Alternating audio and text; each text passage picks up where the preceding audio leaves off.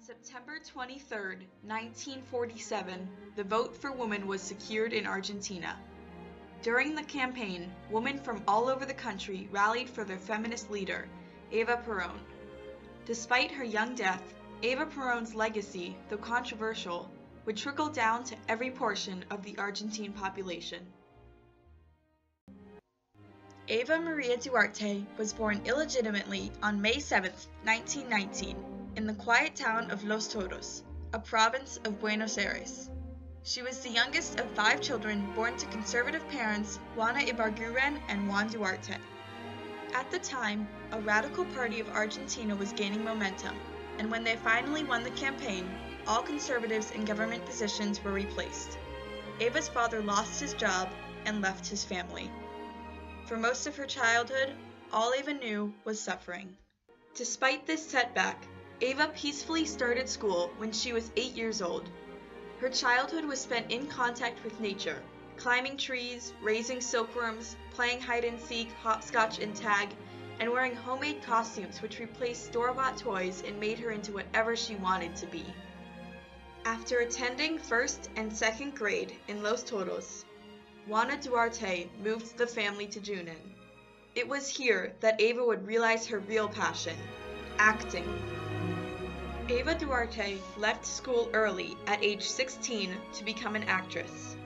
In the following years, she would act simultaneously in theater, in the movies, and on the radio. She had officially reached stardom when, in January 1944, an earthquake ruined 90% of San Juan. The city of San Juan suffers one of the worst earthquakes in South American history. Populated by 80,000 people, it was totally destroyed in 40 seconds. The death roll was very heavy.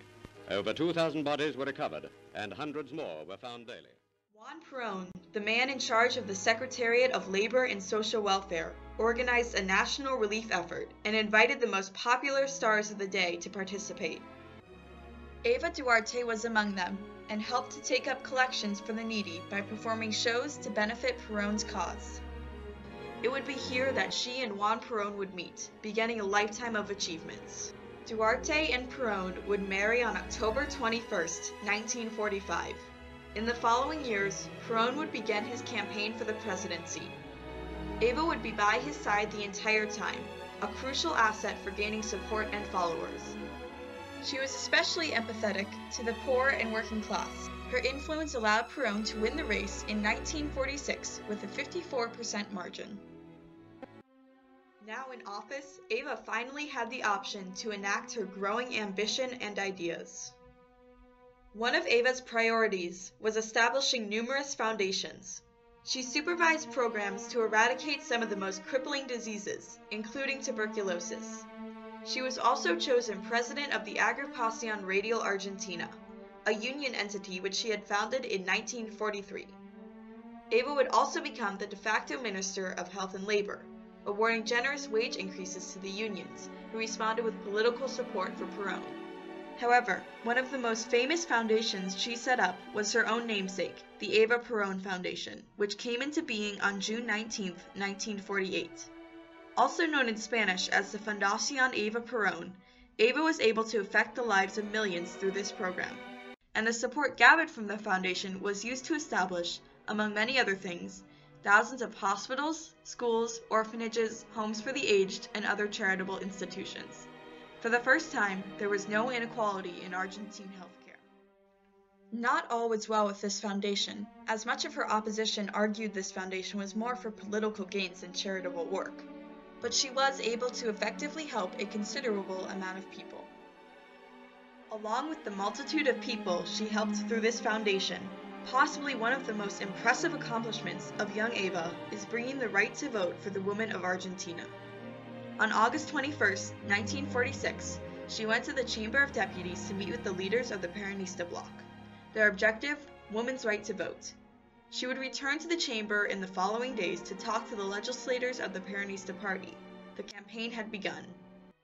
Beginning on January 27, 1947, every Wednesday at 9 p.m., she broadcasted a message from the residents to all women, urging them to join her in the struggle for their rights.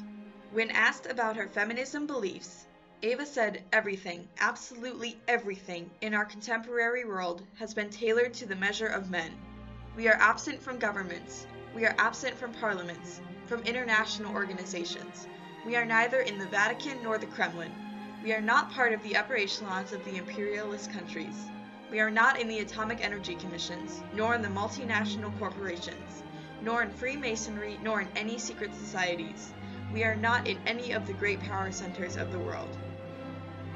Eva went on a European tour in June 1947, and when she arrived in Madrid, said, "This century will not go down in history as the century of world wars, nor even as the century of atomic disintegration, but much rather as the century of victorious feminism." And Eva would indeed prove to be victorious. Within 1 year, women's civic rights were sanctioned in Congress with Eva present.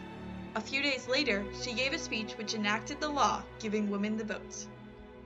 After securing the right for women to vote and to work in government offices as well, Eva was on to her next ambitious goal, establishing the Partido Peronista Femenino. By 1951, the party had 500,000 members and 3,600 headquarters across the country. However, many in the country and even those outside Argentina were, not shockingly, appalled by the women's movement, and especially by Eva leading it, since Eva once recalled, "They asked me, 'How are you going to direct a women's movement if you are fanatically in love with the cause of a man?'" But in fact, Eva's love for Peron helped women in their movement. But after establishing this new party, the unthinkable happened. Eva was diagnosed with cervical cancer. Eva's later life, though she was only 33, would be filled with much action. As the cancer devoured her feeble body, Eva still continued her feminist efforts. In the presidential election of 1951, she obtained the nomination for vice president, along with her husband who was running for president. However, she was forced to withdraw her candidacy due to the cancer. At the time, she weighed only 79 pounds. At her last public appearance, the cancer had taken over her entire body.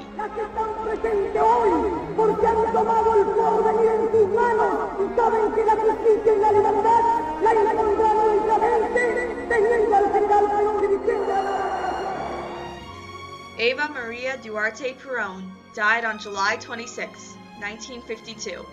The funeral was held soon after her death, and millions of people attended. As Eva's popularity and power grew, so did criticism from the opposition and in some cases from certain sectors of Peronism. They attacked from different angles: activities inappropriate for a first lady, undistilled resentment, dangerous influence on Peron, uncontrolled ambition for power.